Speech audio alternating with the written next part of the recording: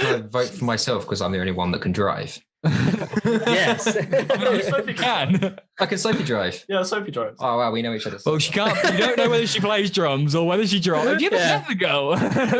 I've met her once for a photo shoot.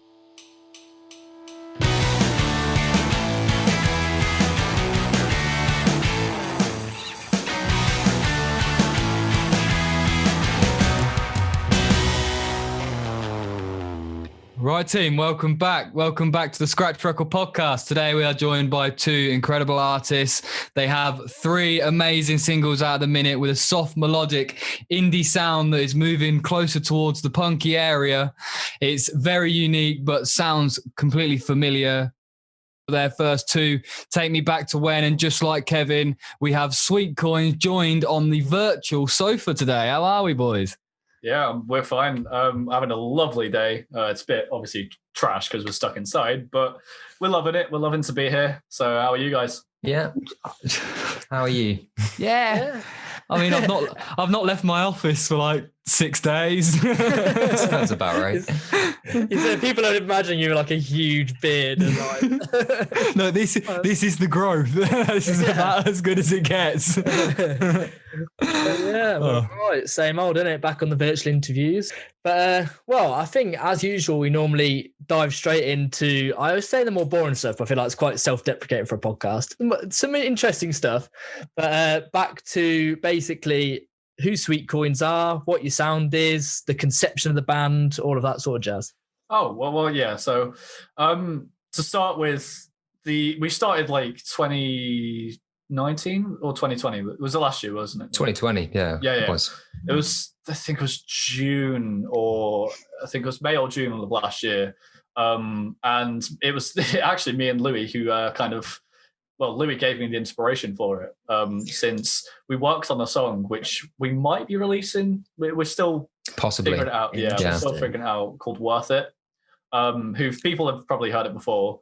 But like we listened to that and I was like, okay, this is very kind of Scott Pilgrim inspired, which obviously is my favorite movie, if people don't know.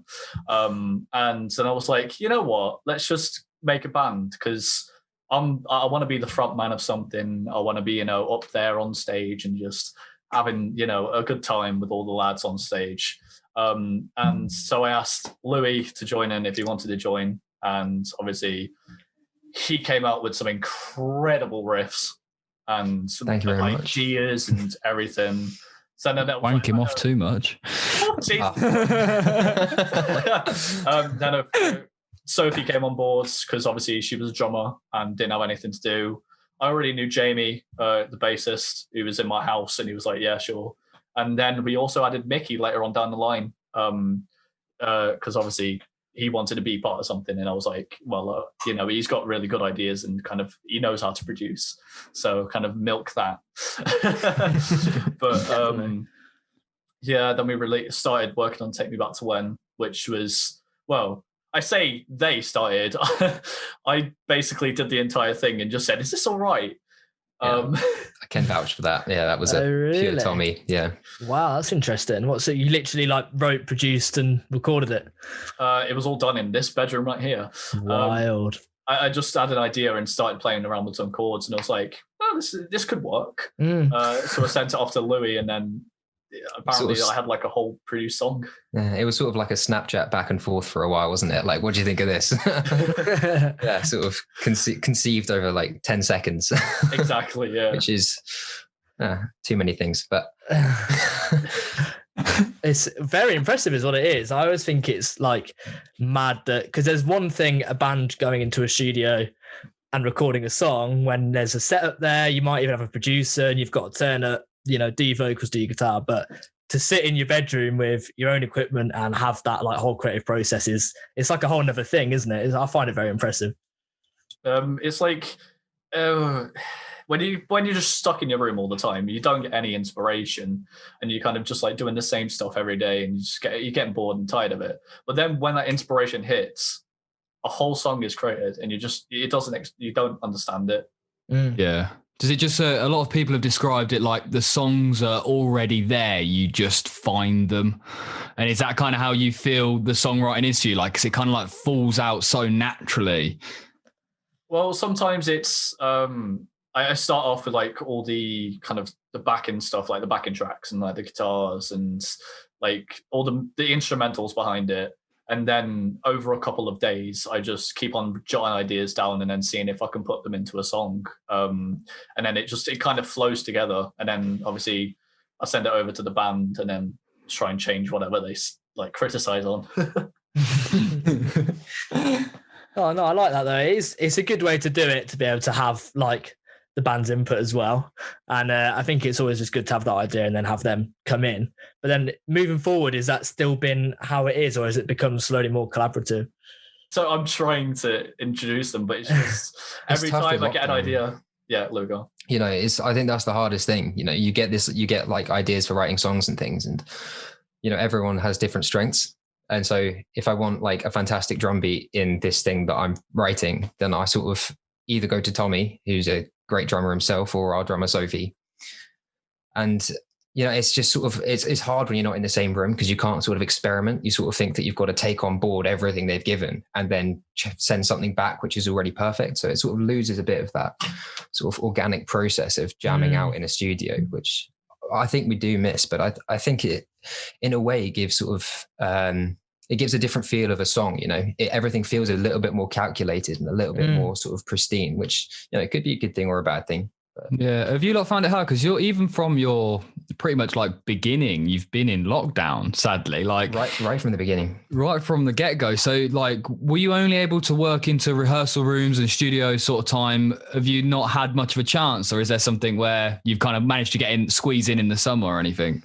Funny thing about that is we've never actually practiced together. Never. Wow. That's so wild. I've never seen with my own eyes our drummer play the drums.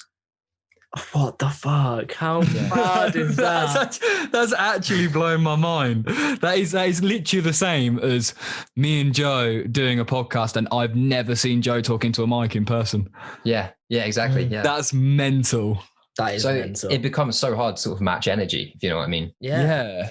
But, you know, I think thanks to Tommy mostly, to be fair, it's working, because he's absolutely, you know, spending all night writing songs and things, and it's fantastic. And then he sort of gets like the meat of it, and then normally sort of sends it off to me with a file name saying solo, please. And, you know,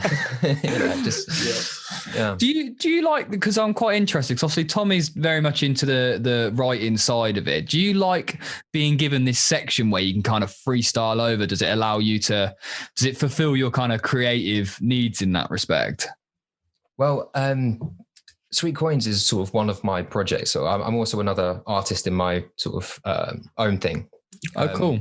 So that's where I do most of my songwriting and things. And for Sweet Coins, it's it's given me the chance to sort of fall into, because I always was a guitarist growing up, sort of just like doing lead guitar. And then mainly when uni started, I started sort of writing more and doing producing and that kind of thing. But yeah, I love doing the Sweet Coins stuff, because it allows me to go back to sort of just being that lead guitarist. If I have sort of input for a song or lyrics and things, obviously I'll tell Tommy. And so we work on lyrics quite a bit together, to be fair.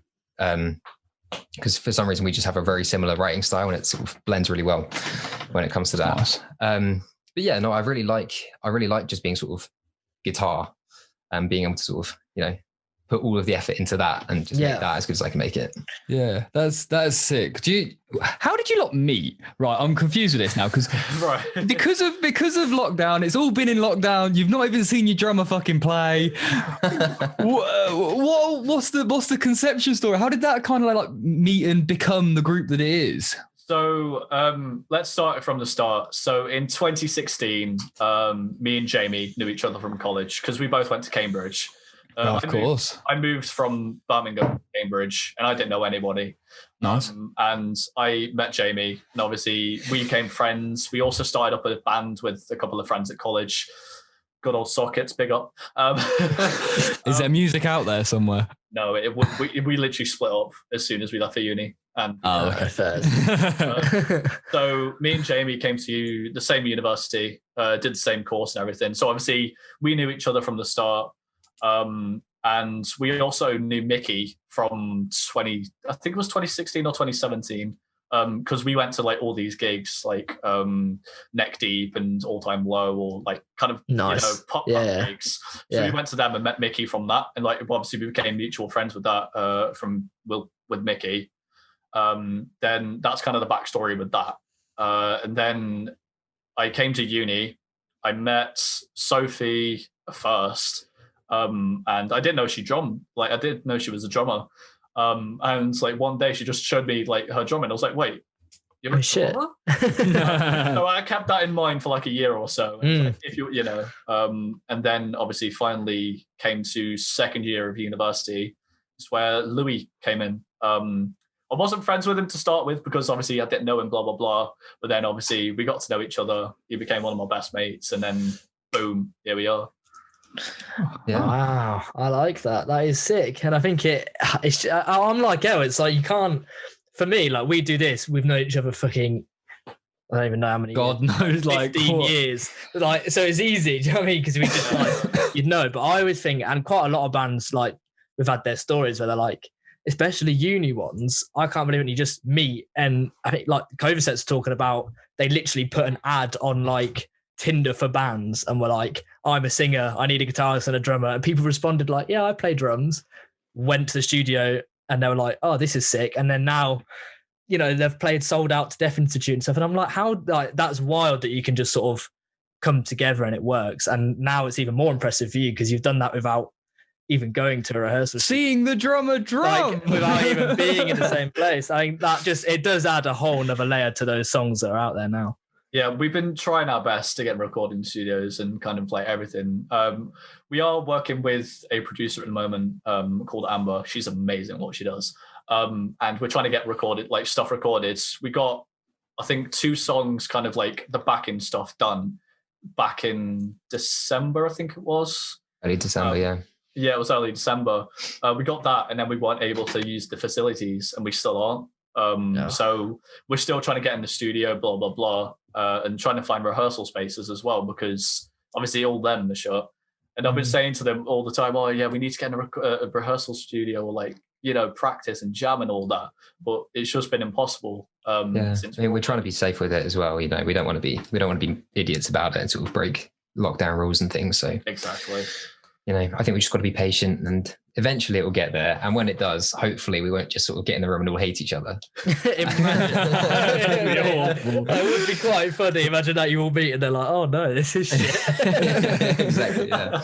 No, I'm sure not. And I think it's quite nice because it gives you the chance to build up a bit of a following around these songs so that when you do get out gigging, you've got a following there. And I've said that before, like a lot of bands go through playing to a lot of empty rooms, but you might find that you can sort of skip that stage a little bit because you have that time to build up a following. So that must be quite exciting to get gigging and think, oh, we've already got, you know, a portfolio out there that's had a bit of backing.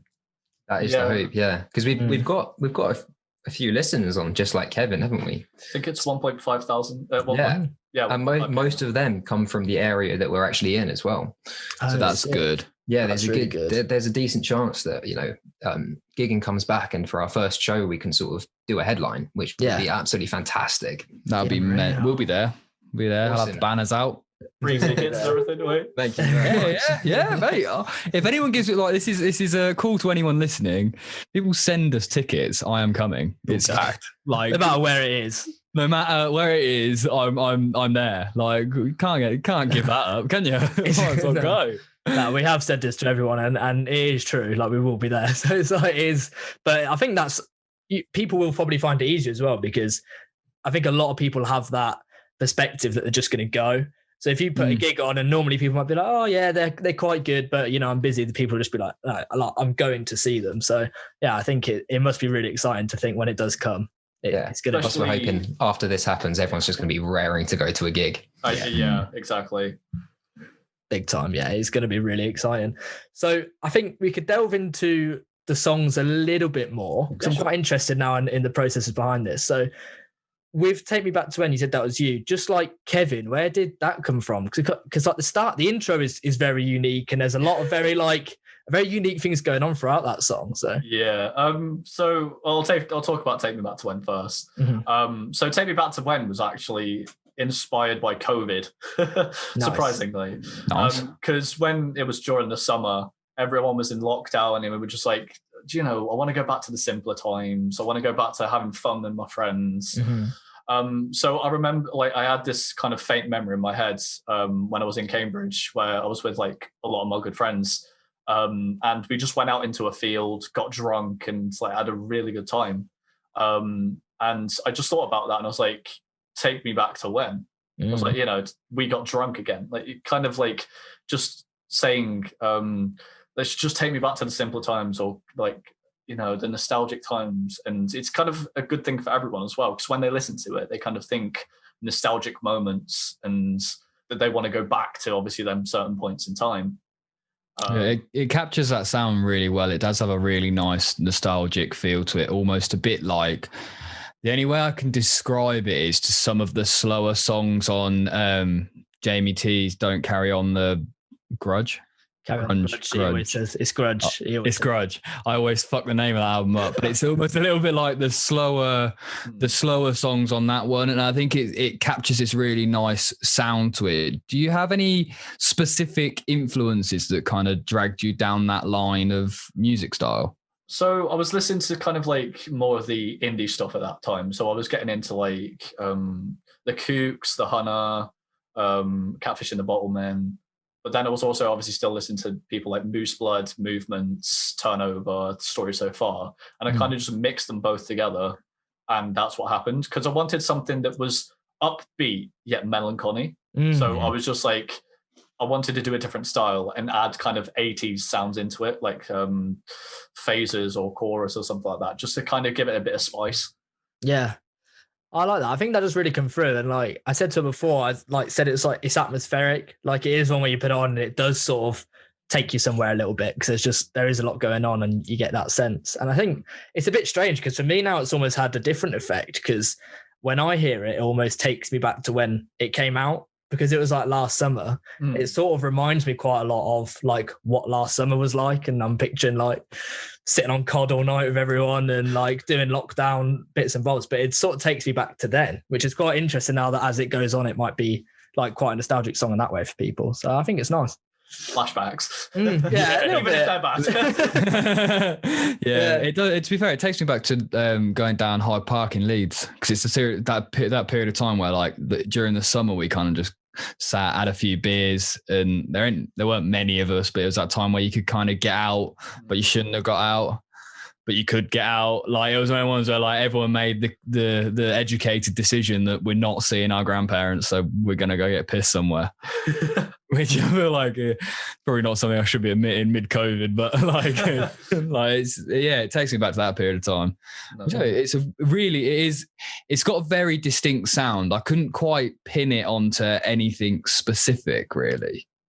But I think that's the beauty of it, isn't it, really?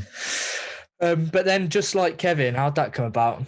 So I wrote the backing track like straight after Take Me Back to When, because this is when I was like constantly just like popping out songs like yes, and just all, they kind of sounded the same but different at the same time. It was the same chords, but kind of just messed around a bit.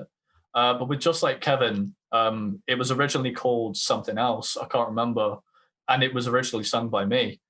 But then I went to Jamie, because me and Jamie lived in the same house in second year. And like, we obviously just worked on songs all the time. And then Just Like Kevin, I wrote the backing track to it. And I went down to him one day. He was in the kitchen. I was like, I've got a backing track for you. Do you think you could put one of your songs over it? And he was like, we can try.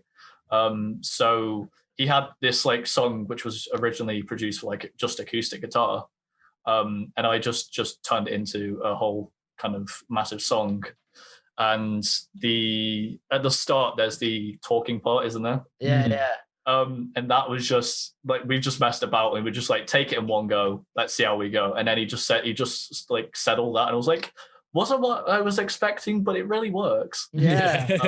I really like that. I think it's very authentic, and it gives it a little bit of an insight into the process of how you're doing it. And it obviously shows that we have a good chemistry between the bands, and kind of we can joke about a bit. Like when he said all that stuff, he was sitting in the chair that I'm sitting in, and I was just sitting on my bed, and all I hit, like, just looked at him, and I was like, "You really just said that, didn't you?" But like, I love him anyway. Like, it's just a bit of a joke, and it's kind of fun to look back on, because then you listen to it and you're like, okay, that's actually kind of funky. Yeah, I like it, and I think it does.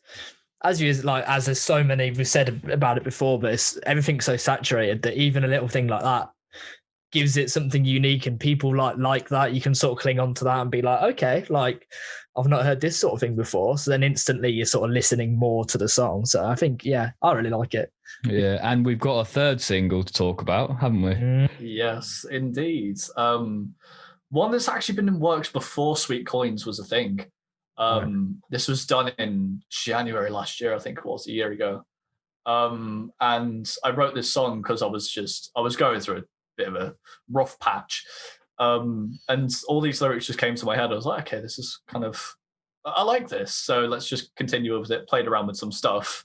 And the first kind of draft and the kind of demo, as you can say, sounded absolutely terrible. No, did it? It was the worst thing I've ever heard in my life. I even sent it to Louis. Yeah, I was going to say, Louis nodding in approval there. Like, what did you think when he sent it through? Well, when he sent it to me for the first time, it had nothing to do. Sweet Coins didn't exist, And so Tommy sort of sent me I've still got the file, by the way, Tommy, the original. No. Oh my God. Maybe I can release that one day. So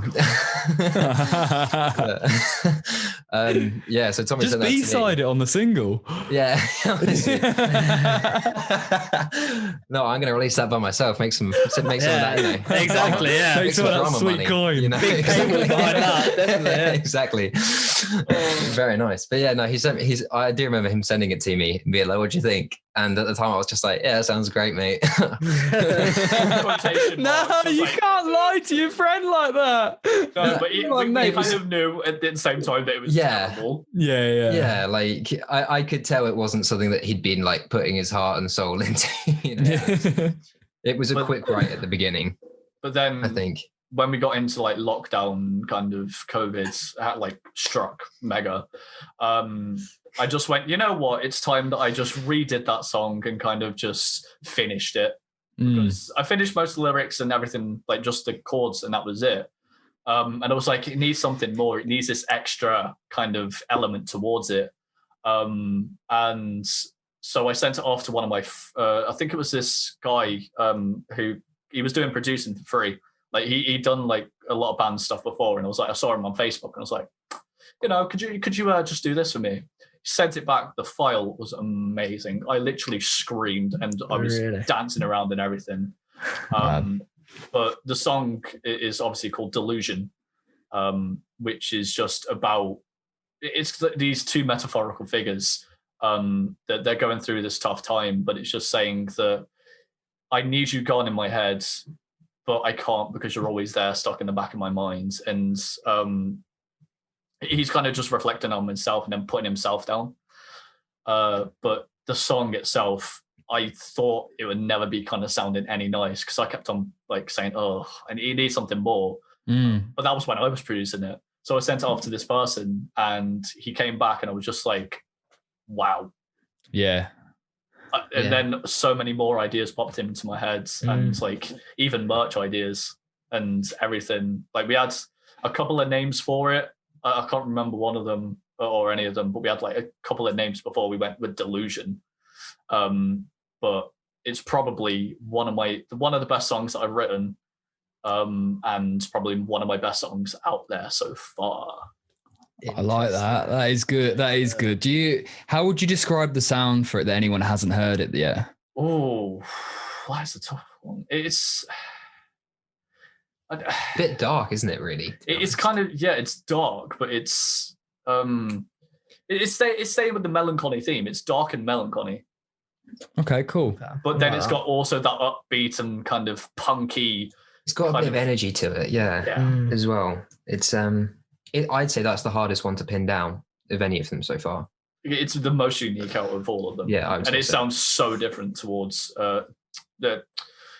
it sounds different from Take Me Back to When and Just Like Kevin. Yeah, it's quite a clear sort of direction change point, I think. So it's something we've talked about before, that we wanted that sort of because we didn't want to keep on doing these sort of like really sort of upbeat, going towards like sort of beach vibes kind of thing. We didn't really want to do that because it doesn't really suit us as people.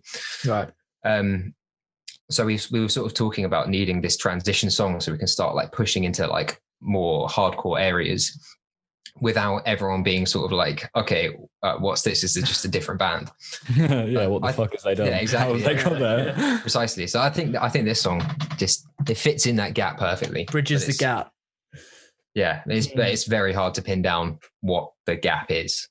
If you know what I mean. I like that. Are you lot taking that darker turn now? Then is this single being your turning point to where's next for you? I wouldn't say dark. So this one, yeah, it is dark. But I think with the kind of the releases that we've got planned in the future, they're more energetic. They're more kind of, you want to go into a mosh pit with your friends and just have a good time and kind of, you know, it's kind of one of them vibes. Yeah.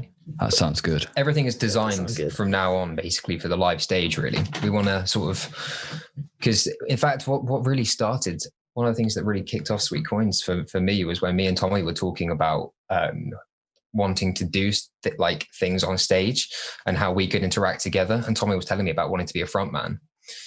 And he was sort of saying that he just wants to explore that part of himself because he hasn't been able to yet. And so we were just literally, we're saying, what we said was, we just want to be like encapsulate energy. That's what we want to do.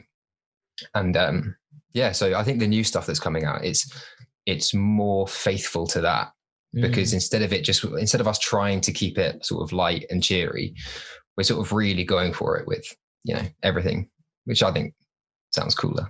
It's probably better than Take Me Back to When. I would say the stuff we have planned is definitely better than the stuff we have out. Oh yeah, interesting. I think it's sorry, I go. No, I want to ask what is planned. What can you talk about? What is planned? It sounds very exciting. So you got to ask, when you don't ask, don't get.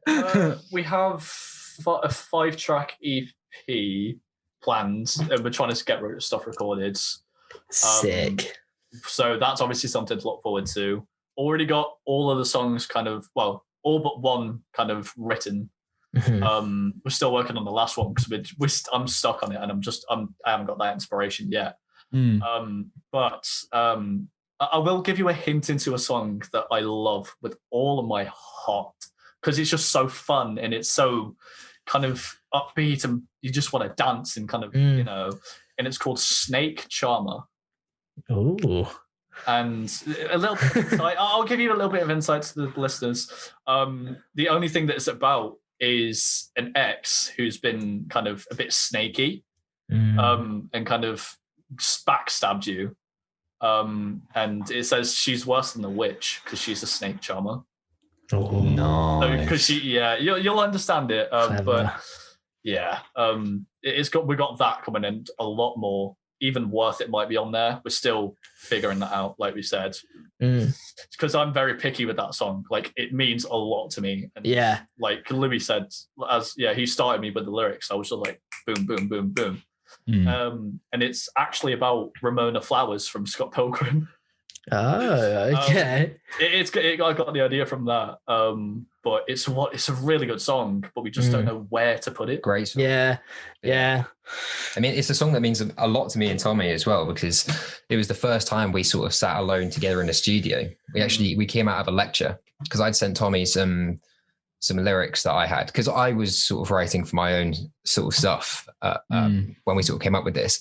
And I came up with these lyrics and I just thought, these just do not suit me whatsoever in any way, shape or form. I was like, if I release this, people are going to think I've had like some sort of psychiatric break. And so I sent them to Tommy because I was just like, this is sort of sounds like somewhere in the ballpark or something that you might want to sort of do. And he was like, yeah, it sounds fantastic. And then a couple of weeks later, he said, let's stay after a lecture and just go to the studio. This is before all of the COVID stuff. And so we went to this a tiny little studio with only 2 chairs in it after a lecture, and we just absolutely smashed it out. We got like, I reckon like 85% of this song done in like 2 hours. That's wild. That is wild. Yeah, it was like the first time me and Tommy sat together in a studio. Wow. And so you got to release it at some point, didn't you? Yeah, exactly. But the trouble is it's close to our hearts, that one. Yeah, I get that. And I think when it's that close to you, I guess you like become even more perfectionist about it because it means a lot. So you want the reaction to be right, I suppose, don't you? Yeah, exactly. If we release it and it's a massive flop, it would be like, oh, well. Shit. That's good. Just release it under another name or something. No one would listen to it then, would they? Yeah. Valid point, actually. Yeah. Valid point. It's like the guys, because I remember you had a band called Bud, and they said about being perfectionists and like saying, "Oh, we want our songs to be like perfection," and we can't afford it. It's like that. Yeah, we love the song with all our heart, but we just want it to be perfect because we want to show everybody that we love this and we have so much passion for this song, but we can't afford it to sound terrible. Yeah, I understand that. And I think it's finding that point, that balance of getting it to a level where you're happy with it and proud of it, but also it's going to hit a point where you're like, do you know what? Get it out. The reaction will be good. It's at a brilliant point and I'm proud of it. And that's it. Because there's always something extra to do, I suppose. Yeah. But it's finding that balance. It must be really hard. I will say, I think the song absolutely slaps. Like, I think it's a great song. So it's not like I'm scared that people won't like it. It's just us doing ourselves justice, I think, is what's it's because when we recorded it in second year, we used kind of like plugins and everything, and our mixing and producing wasn't good at all. It was terrible. Oh, really? Like, really bad. We listened to it and we're like, oh my God, my ears. It's but now that obviously we've kind of learned about how to use it properly and all the techniques, we kind of can make it sound better. It's just at the moment, because of COVID, we're not getting the chance. Of course, yeah. I'm quite interested on that sort of point. So you're both doing music degrees. Mm-hmm. Yep. So how do you think that really works then with you spending a lot of time on your music in your own time? Or can it feel a little bit like, going against, because you listen to lectures about music all day, and then you come home to write a song and you just work and play at the same thing. How do you find that? Honestly, it's an absolute bitch. Yeah, really. To be completely honest, because the issue with a music degree is obviously you think you go into it like, I'm going to study what I love, I'm going to do music, and then you realize you don't just get to write what you want. A song that gets you a first is not the same as a song that you think is good. If you know what I mean, there's still a marking criteria and everything. So you end up sort of writing songs to get marks instead of writing songs that you really think could sort of go somewhere, which is tricky because it can sort of bleed into your head a bit. And I found personally that it affected my writing style. So when I went into third year, so the year that we're currently in, I just decided that I was actually going to take all of my assignments and sort of switch it up a bit and try and come at every assignment in a way where I can release it afterwards.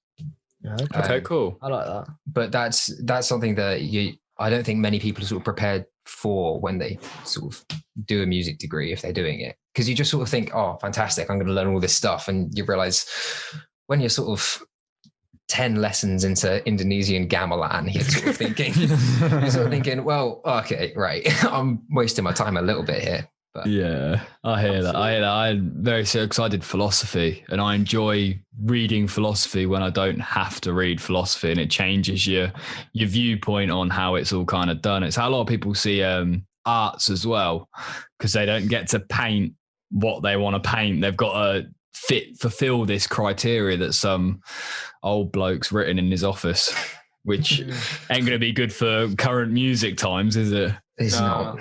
It's almost like you're kind of forced to do it. Yeah. So it's not something. It turns from something you love to something you have to do. Yeah. Which is obviously what we don't want to do with Sweet Coins. We want to do it like in our own time. So if we have a song that we like, we will work on it in our own time. Yeah. But with the music course itself, it's like you have to do this by a certain deadline. Do this, do that, and it's just it kind of puts pressure on you to kind of make it, and you don't understand how to kind of produce the song, or you can't get any tips from it, and you're just stuck there and you don't know what to do, and you can't even ask for help. Or at the moment, you because it's all online, you can't go use the studios, you can't, use any facilities. And being a music student and having kind of no gear or anything to record, it's just like, what am I supposed to do? I'm gonna fail. That's fucked. Yeah, it is really shit, isn't it? Well, in fact, we've been given an assignment, which is for this semester, where we've all been asked to use a piece of software that none of us have, and so the official recommendation is that we go and use a 30-day free trial. And you just sort of think, oh, fuck off. Paying £9,000 a year. Oh my God, that's mental. That's shit. Really. Yeah, exactly. I think that's absurd. Like we timed ours well because we both graduated last year. So like the last few months of our degrees was tough, but like that's what it was as the last 3 months. Was I think like it must be doing your third year from start to finish in that situation is just, it must make it 10 times harder. And the second half of second as well. Yeah. In fact, yeah, it's actually something insane, like how COVID affected it. At the end of second year, I'm not sure if Tommy signed up to do this module or not. I can't remember, but I had signed up to do this module where we basically were taught how to build a synth from scratch. Yeah. And so that was meant to be a 2-week course at the end of the year. Yeah. But obviously, everyone went into lockdown in March, so the entire module just got scrapped. So I never did it. I never did anything in place of it or anything. The entire module just went. Did you get the credits?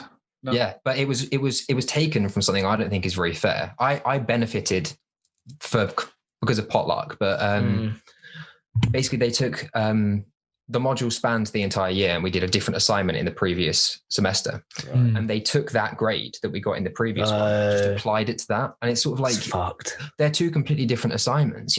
Someone might have absolutely smashed that the synthesizer one who just didn't get the first semester, but it's just because we're meant to be using studios and stuff and we can't. It's not the fault of our lecturers at all. No, but it's still the compensation wasn't great, was it? It was the same like with mine. Then I had very split coursework exams, and then they just cancelled all the exams and just said the coursework's worth 100% instead of 50. But I was always someone who did much better in exams than did coursework. Like across my degree, I'd do that, and then my grade would be in the middle, and then the exams are scrapped, so it just lowered everything. And I was like, well, that's just so unfair. I know there's nothing that can be done about it, but it's just, it was what it was, wasn't it? But I can get why in the music, the whole point of going, I suppose, is because of the facilities, because of the people that you can speak to and work with, and plus half of our degree is meant to be music performance. So shit, yeah. Well, that's all fucked. Yeah, fucked. Yeah, I think one thing that I'm a bit naive about with the music thing, and this might make it sound a bit stupid, but I'm intrigued.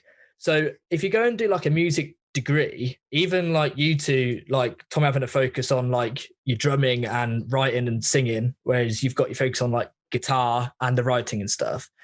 Is it a case of you pick your relevant modules, or do you have to be a jack of all trade that can do stuff? If you're amazing at piano, but that's it, can you go and do it? How does it sort of work in that sense? I've actually got a weird amount of experience in this because I've been to 2 different universities and done 2 different courses. Right.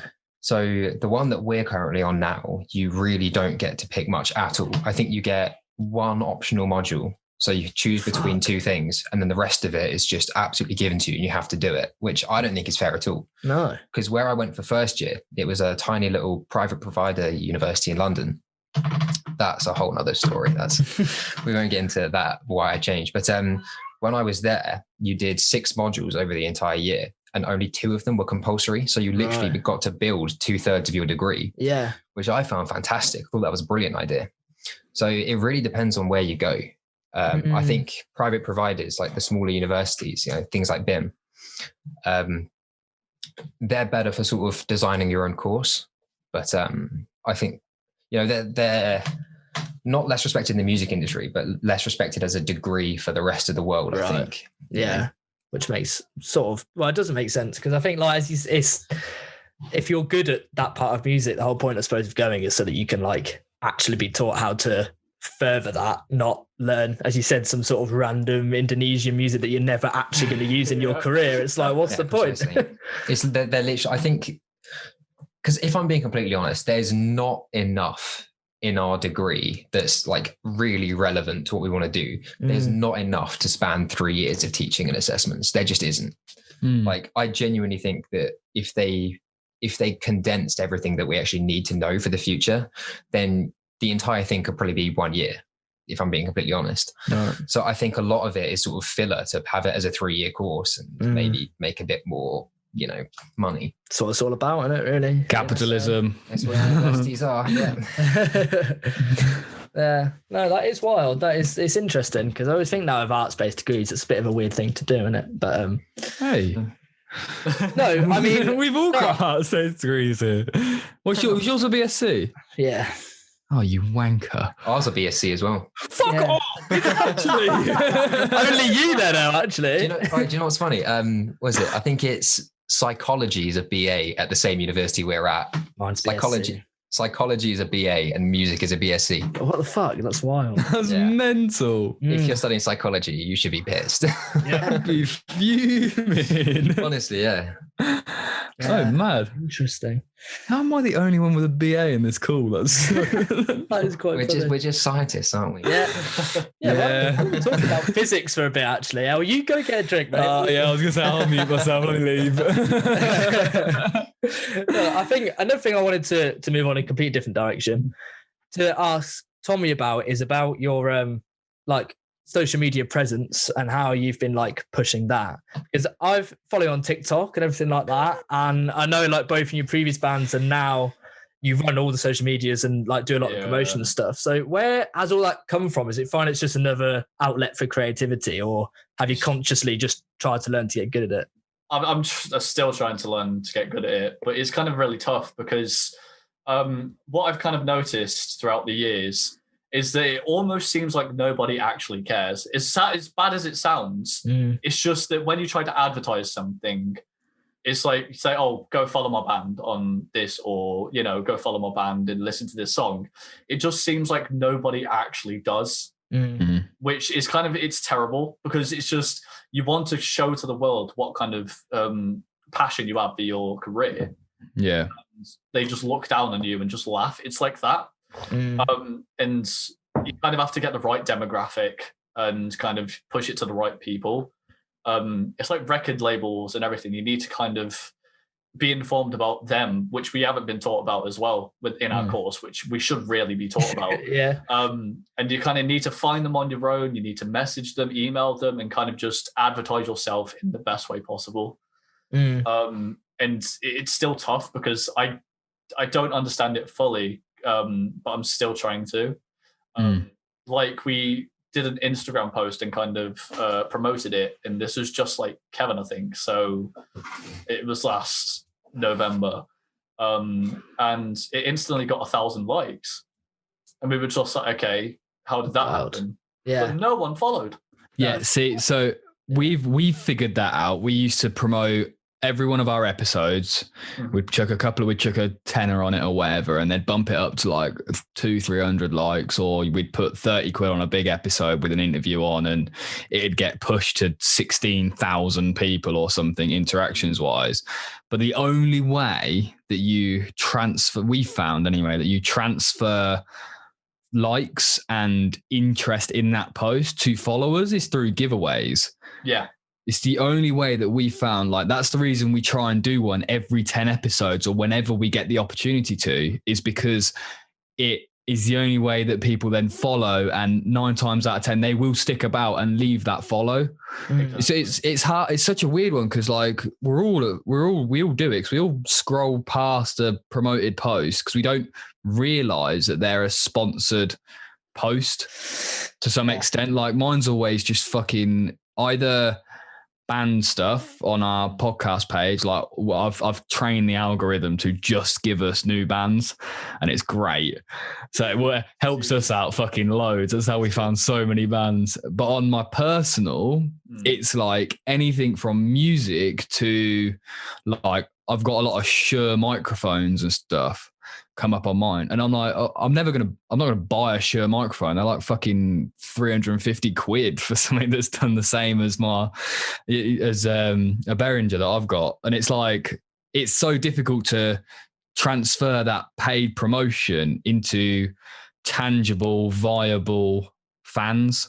Exactly. And it's almost like it's almost not useless, because more ears on your tracks is the best thing. Obviously, if someone likes it, they're going to have more chance to kind of like get an opportunity to see who you are and whatnot. But I find that if it's just photos and that, there's almost a no point doing it to some extent nowadays. No. It's weird. Do you find that when you're creating your posts and stuff, do you have like specific checklists of how you make it, what you're going for? Honestly, no. We just we post a post on Instagram, and if I look at it and say I like it, I'll put like 10-15 pounds on it. And I found the easiest way is to put it for 15 days, but put it at the lowest price. Yeah, we found that as well. So it gives you more like a kind of reach. Yeah. And you have to like pick your demographic as well. So you have to say, this certain age, or people who like this, people from here. And it's stupid, because you don't kind of give your interest to people who actually want to hear your music. It's just people who scroll past, give it a like, and that's it. Yeah. Have you, do you spend a lot of time on Twitter? I'm trying to, but I don't personally. Because it's honestly the one that I would recommend, especially band-wise, that I found has just been like incredible, is Twitter, because it's very like it's community-led. Yeah, isn't it? There's a lot more conversation about it, and people will get involved and listen. And to be honest, like a lot of the bands that we find that go to the playlist or track of the days and everything, it's just someone who's replied to one of our tweets being like, I've got a song. And because it's there in front of me, I'll be like, cool, I'll listen to it then, because I can just tap it.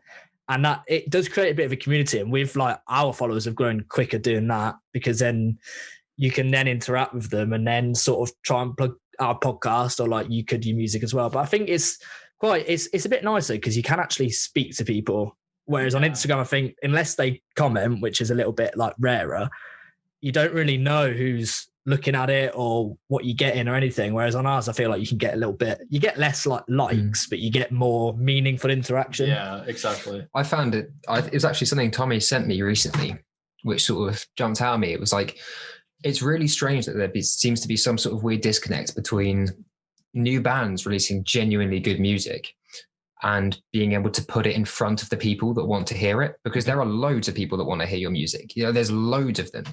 Like, if you just send emails to the right people, there are literally people waiting every day for new stories, new people to like write a blog about, or like get another article out, because that's good for them. Yeah, we're two of them. Yeah, exactly. But for some reason, there's I don't know. I think it's this idea of it's the music industry has been made to look a lot like a sort of overnight success industry. Yeah. You know what I mean? Because that's all you hear about. You hear about this one, I don't know, 17-year-old kid who put a cover up on YouTube, and then, you know, he sort of gets 1 billion views, blows up and gets a record deal and all the money he wants. Whereas the reality is, like, you're going to put out multiple tracks and you can be pushing it as hard as you want, but if you're not trying to find people that most want to hear it instead of just pushing it out into the same audience, it's not going to grow. Yeah I also think there's a massive negativity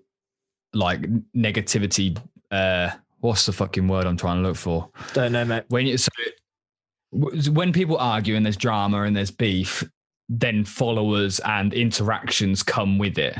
Oh, unfortunately. And it's unfortunate, but you've got to kind of play the game. We've had a few little, not run-ins, but like a few Twitter beefs. We've kind of sparred. We've kind of like lit the fire and let it run a little bit. Fuck the snuts. Yeah. Fuck the snuts. Yeah. And we had it. So quick, if you listen to this podcast the whole fucking time, you're going to understand this story. But the Snuts, we essentially called the Snuts out for doing a paid online gig, and we said, you've got shit with like Scots, and there's stuff with Scots they're doing, there's stuff with Strongbow they're doing, and we were like, look for sponsorships before you ask your fans for money, was kind of our argument. Instead of like asking for £7-8 for a gig where you're only going to do like a 45-minute set, try and see whether you can earn that money back through sponsorships. And they created a whole podcast about us to respond to our podcast. And they called the podcast "Fuck Your Favorite Podcast." It still only has one episode to this and it day. still only has one episode to this day, and it was just to respond to us. But it comes with even though it's such a negative thing, it gets that press out there. Like even when we had the Motive slag off James, the James stands on Twitter were fucking back and forth in the mentions and bumped our interactions up 20,000 interactions. Exactly. Which is mental. I think one of the most underrated social medias to use is actually TikTok. People kind of look at it and be like, oh, it's just for 14-year-olds. It's the new Vine. But I know one of my friends, she literally had like only 100 kind of followers and all that. And one like kind of video went up and she did like her own thing. And now she's got 300,000, and it's just like bangs done it over. Yeah, it's mental. It's a mental platform. You're seeing these because of the algorithm. It's such a nicer algorithm to find new things in comparison to Instagram, Twitter. It's the whole point of it, isn't it? Is they're trying to put things in front of you that you're gonna like. So as you said, when like as you mentioned, there's people looking for music and there's people making music. TikTok would be a great way of putting those two things together. Well, get those people, and then you can be like, Blondes are a prime example. Blondes, Riffs, I think they're called. They're another one that are massive on TikTok. Bears and Trees. You what?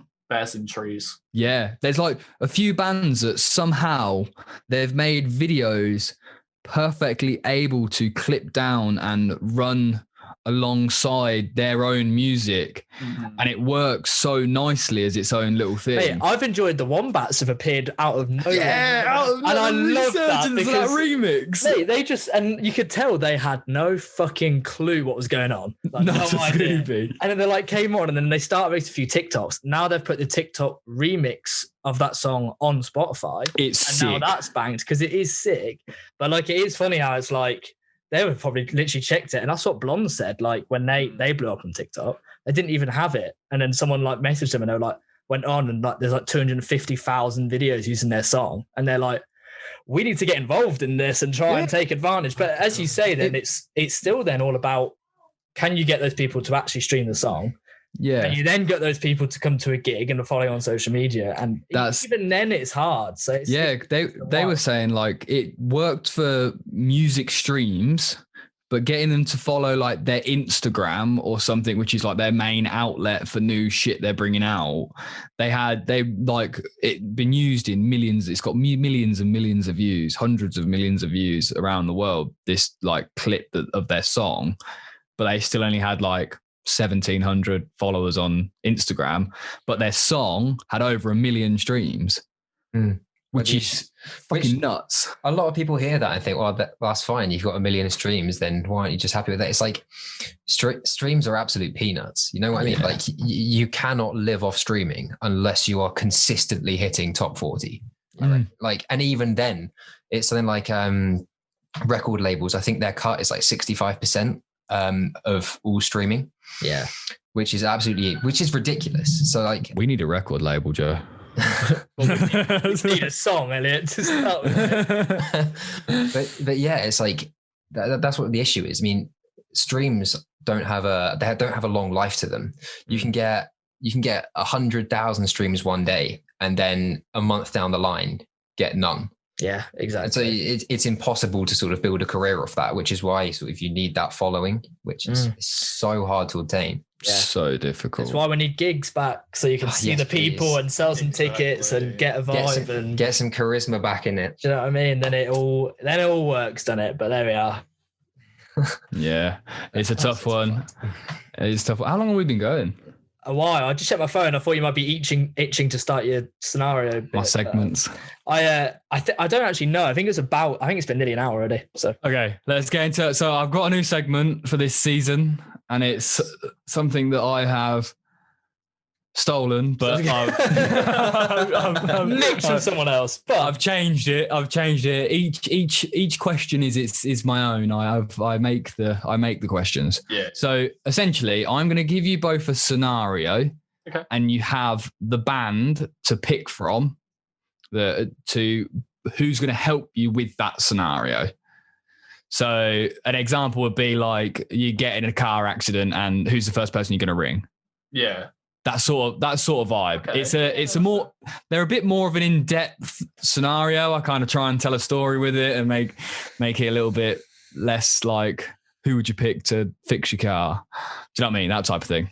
So who have we got from the band then? What are the names so we can get them in? So we've got Mickey, Sophie, Jamie, and then obviously Louis and Tommy. Okay, cool. So you're stuck on a desert island, right? You know, all that is near you and it's swimming distance away is an old abandoned cruise liner. Okay. So you've got out there, you've managed to get on because they'd had to abandon it quickly. So they've left down a rope. You've climbed up on it and you still managed to get the engine turning over. Who out of the band are you getting to drive this cruise liner? I vote for myself because I'm the only one that can drive. Yes. Sophie can. Can Sophie drive? Yeah, Sophie drives. Oh wow, we know each other. Well, she can't. You don't know whether she plays drums or whether she drives. Have you ever met the girl? I've met her once for a photo shoot. No. Yeah, no, we had the studio recording as well. So it was twice. Oh yeah, I've met her twice in my life. So to be fair, I understand why you'd still back yourself over the person you've met twice. I like that. Yeah. It depends. Yeah, I'm probably going to say Louis because he's the only one who can drive. And cautiously at that. Okay, I like that. That's a win for Lou. Okay. Okay, so the next scenario, you've had a mental night out. You've done a hangover, one of you's roofied yourselves, and you can't remember a fucking thing. Good time. Right? A brilliant night, as some would say. Yeah. You've woken up on a farm in the middle of nowhere. You don't know how far it is to walk. All you can see is fields for as far as you can see. And you've awoken at about midday-ish. You don't know whether it's worth leaving to be able to get there or holding out and waiting for someone to find you. So one of you has a lighter. For whatever need the lighter is in your pocket, you've got one. So you've started a fire to keep warm as the night draws in. All that is in this field is a donkey, and you need to eat. Who is the person that is killing the donkey? Jamie. Oh, yeah. 100% Jamie's killing the donkey. That was such a quick answer. I love it. I'm sorry. Well, firstly, it's not me. I'm vegetarian anyway. I wouldn't, I'd sooner kill the other person. There you go. But I would just have to go Jamie. Tommy's sat there like, I think I might kill the donkey. Yeah, no, I was just like, it depends how hungry I am. Looking at Tommy's eyes light up at the thought of the donkey. It's either me or Jamie, honestly. I can't. You're like rock, paper, scissors to see who gets to do it. I want to kill it. They take turns, yeah. Right, well, quick follow-up question then, Tommy. If it's you, how do you go about killing the donkey? Because you don't have any tools. They're big fuckers. All you have is a lighter and a fire. Yeah, all I'm saying, Tommy, is a donkey would definitely take you. I mean, they're not easy things to kill. Beat up. Is there like a woods around me? Is there like trees? Yeah. I would pick up a stick and just see if I can make beat it. Make it a shank and just stab it. A shank like a. So bad. Okay. I'm sorry to all the vegans hearing this. Like a spear. Dark turn. Very. I'm vegetarian as well. I don't know how that kind of came about. I'm glad it did though. Okay, so Tommy spears donkeys. There's the title sorted. Tommy, we've got the title of the EP done, mate. There we go. Sorted. Take that one off your list. Sorted. Right. So the final scenario, I've only got one more. Yeah. So you've checked the band account and somehow there is fucking shitloads of money in it. It's the money has come from somewhere. You don't know how. As you start walking around and kind of like going through your day-to-day business as a band and going down the studio, one of the band members has a shitload of cash on them. And you slowly figure out that the money has come from them. As you've worked out, the money is fraudulent. Someone has been printing money from their room. Who in the band is it most likely going to be? That's a tough one. That is a really hard one. I just want to just straight off. Yeah, who's the most dodgy? The most dodgy is Jamie by a country mile. Plus, he's definitely going to be the one at the barn with a lighter on him. I can guarantee that. But we don't mean anything bad, Jamie. Don't worry. If you're listening, no, man, we love you, Rory. But I mean, I don't think any of us are that sort of greedy. We wouldn't have gotten into this sort of line of work if we were looking for the big stacks. Yeah, that is fair enough. But Jamie, it's got to be someone. Yeah, no, that's a good question. I mean, to be honest, maybe me. I'm not. I'm not if sure. it came from another kind of way, if it wasn't fraudulent, then I would have said Louis. But if it was fraudulent, I'm just like, I don't know, because you kind of don't think about these situations. It's like, which one of your mates is it? Like, does crime all the time. Basically. That's why I throw it to you to make you think on the spot. Sophie doesn't seem like the fraudulent type to me. Okay. Would she print money? No, she doesn't seem like that vibe. She probably could get away with it. She would get away with it, 100%. Police could like watch her printing money, and then they'd be like, "Oh no, she wouldn't." You know? Yeah. So for that, I'm going to say Sophie. I like that. Just because we would be devious enough to be able to just get away with it. Always expect the unexpected. There we go. Exactly. Yeah. You do indeed. Pro curveball. Well, there you go. That's my little scenario section. It is complete. We'll update you if any of that happens. Yeah. And if anyone is fraudulent, if anyone is frauding money, just give me a text on the sly, and we'll come back on. We'll come back on. Get you some drama to that. Yeah, we'll work something out. Yeah, I'm sure. If Tommy attacks any farm animals anytime soon, take a video. Clip will be entered here. There's an editing task for you. Yeah, I'm just gonna get a deep fake of Tommy stabbing a donkey. Just Photoshop my face on this website. I think you just inspired us for a music video for Just Like Kevin. Yes. Oh what, killing a donkey or the fraudulent money? All of it in one. and a cruise line that comes out at the end. To be fair, I would fully watch that movie. 100% I'd watch that movie. It sounds sick, to be fair. We were planning on doing that, to be fair. We were planning on having a Just Like Kevin music video. We didn't get to do it, but we didn't get to do it because of COVID. But what the idea was because Just Like Kevin was kind of like, it was a funny song, but it was like, I just want to run away, blah blah blah. So our plans was to like dress up in stupid costumes and have a house party. I was going to be in a morph costume. Louis was going to be in a Wario costume, was it? No, you were a Minion costume. Yeah, I was going to be dressed as Kevin, the Minion.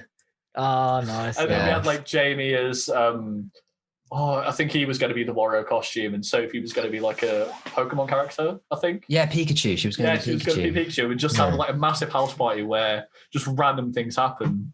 We also talked about sort of pushing each other down hills in shopping carts and things and filming it, sort of like a Jackass cross with a music video type idea. Yeah. That one went away quite quickly because we're both we're wusses. No, it's not smart we're doing that. I feel like the mindsets are quite like ours. Like our go-to would be do a house party. And just we'll film something, but basically we just want to get pissed. And then the second attempt would be let's just hurt each other and film it, because that would be funny. It gets pretty much the route. It gets views, exactly, yeah. Exactly. It does. Nudity doesn't get many views. We've got to restructure all of 2021. Yeah, TikTok, it doesn't. We've tried. It doesn't at all. It's really frustrating. You've tried? Yeah, we have. Calendar. Yeah. There was there's one of them that had to be edited because otherwise there would have been full frontal nudity on TikTok. I jumped through and I fully flashed. I have a flasher Mac. And I was fully say 10 out of 10 it would have been Elliot. Fully flash Joe. I fully flash him like bollock naked, and I try and do it side on so the camera doesn't pick it up too much. But from the side, it's just like whoop, comes on screen, and it's like, with the motion down, because I'm like the corner, it like comes on screen. So I've got to I had to completely blur it. But Joe's raw reaction is his genuine reaction because he didn't know I was going to do it. And mate, when this inevitably goes tits up and we've got like a Noel Liam thing going on, I can just release the original video, exactly. which is very exciting. So, oh Christ, yeah, you can play that over the original Delusion. Yeah, just that cut, just over and over again of me jumping through, flashing, jumping through. Oh my God. Oh Christ. Crikey. Well, one last section that we normally do is we have the people that we are interviewing and us as well. We kind of talk about up and coming bands that we're listening to at the minute that we're really enjoying. So what are you two? Have you two got stuff written down for, or any ideas of what you kind of listen to at the minute? I have a lot of kind of new bands that are not new bands, but kind of bands that I listen to, kind of just around my friends and all that. And not many have been, not many have been kind of releasing music. Been active. Yeah, they're really inactive. There are bands that are kind of I like at the moment, and it's called Too Far to Jump. The main singer, he's a really nice guy, and they released a new single called Monsters, which is it's been on Kerrang, I think. That's sick. But it's that, and then there's also another band which I kind of knew from ages ago. They're called Sycamore. Okay. And they've released this song called Melancholy, and it's honestly a really good song. People should go check out. Sick. Cool. Nice one. Perfect.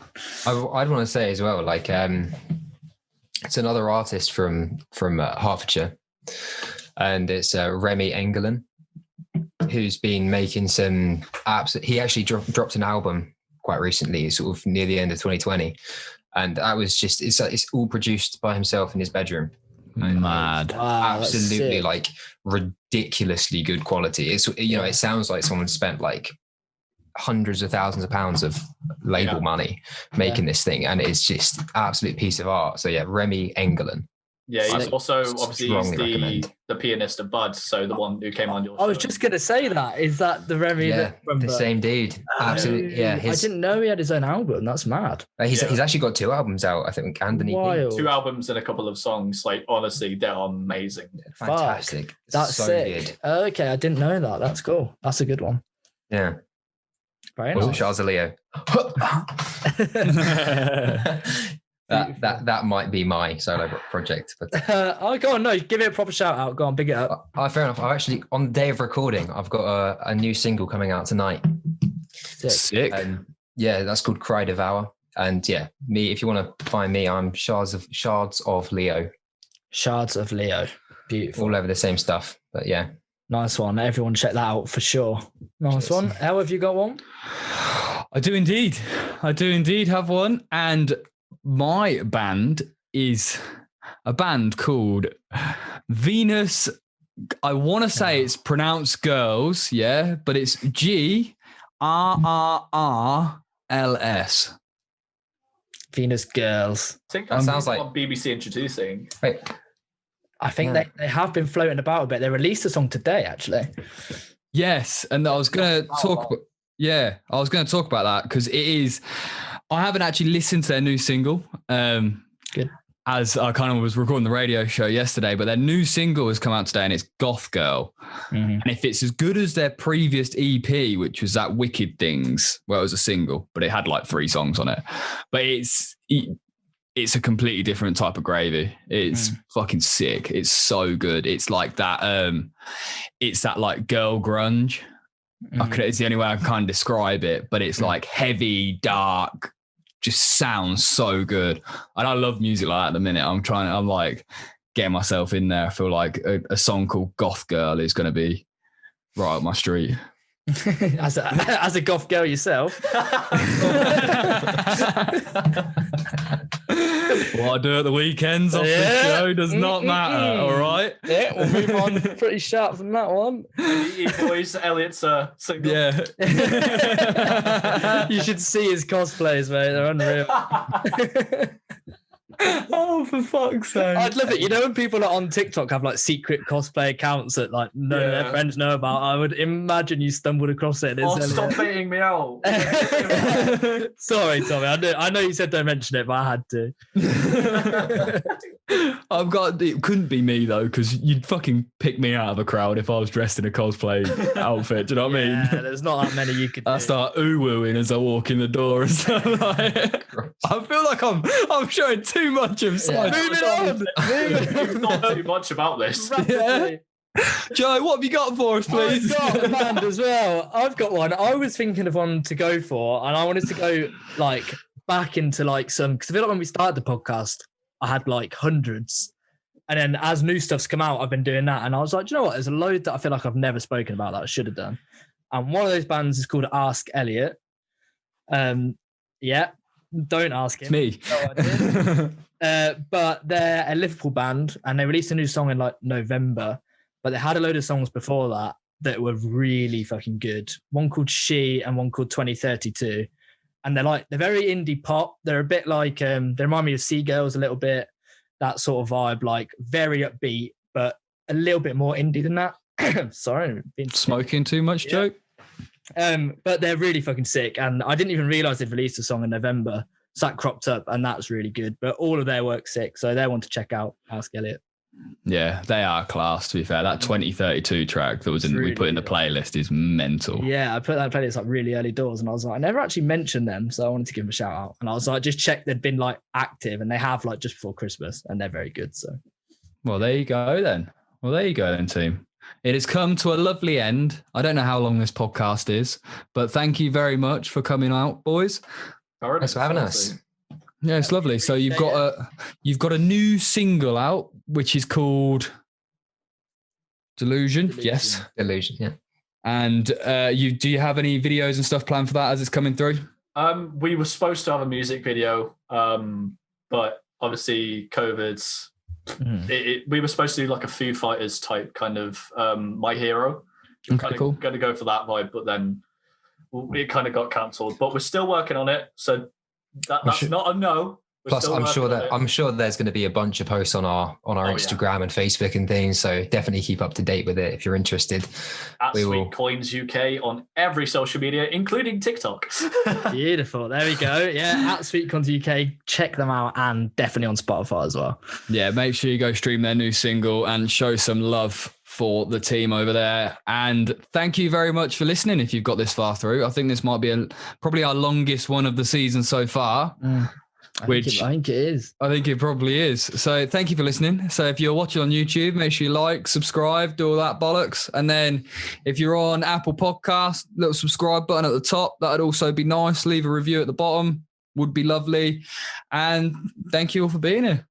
Thank you, lads. And we'll see everyone on the other side. Peace.